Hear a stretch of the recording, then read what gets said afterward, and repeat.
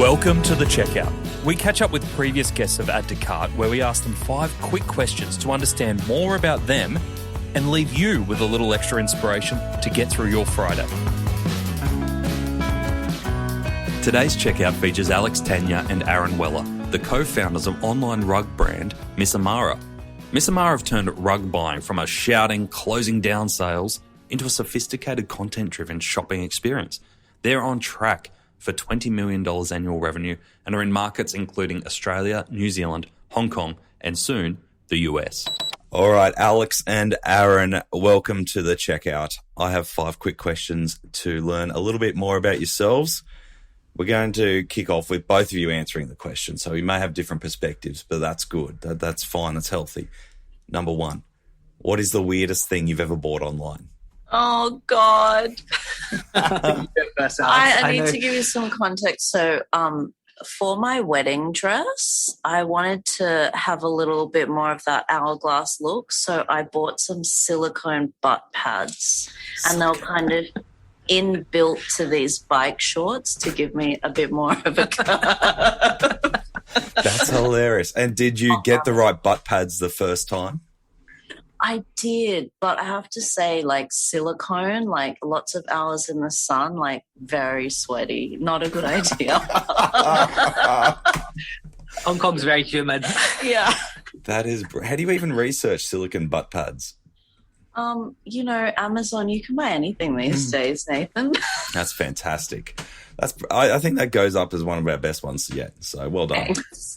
I don't know if mine's as interesting. So I saw this water bottle.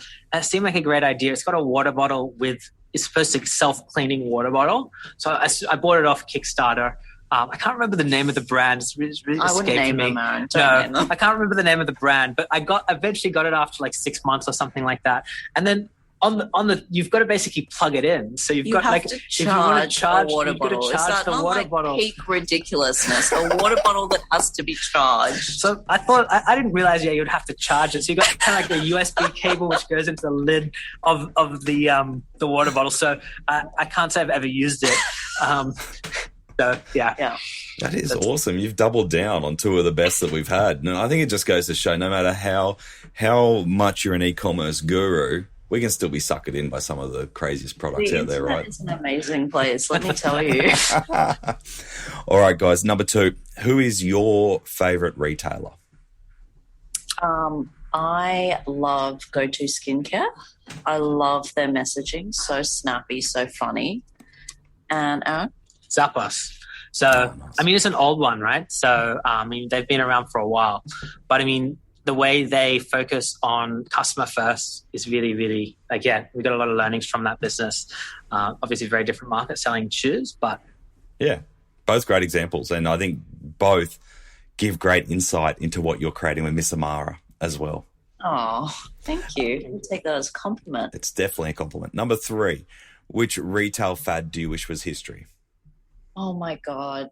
You know those spin to win pop-ups? I hate them. They're awful. They need to go into like a deep place then never come back.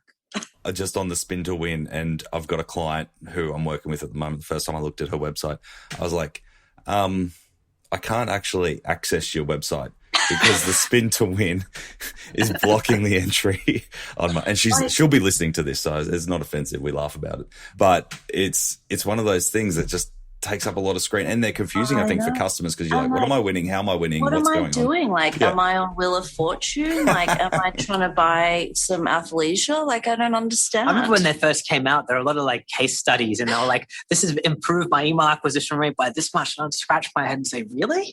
Like, is it really like popping up on the whole screen?" And maybe at first when they first came out, they were a bit unique. They definitely do attract email addresses because I think it's just because people want the fuck out of there. They just go, I'll give you my email address so I can just get past this stage. Just let me see the page. I want to buy something.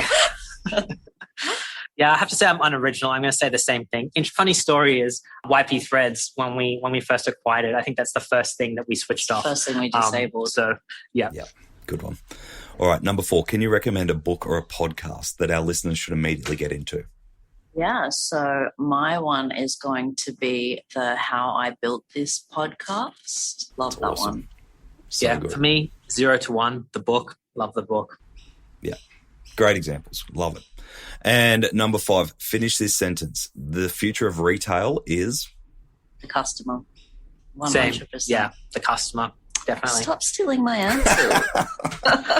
Hasn't changed for a long time, has it? It's always been about the customer for the good retailers. Always and forever. Everything is always about the customer. So whether it's the customer telling us or whether you is thinking maybe what the customer isn't thinking themselves and coming up with something that's going to solve a problem without them realizing it's a problem, it all comes down to the customer.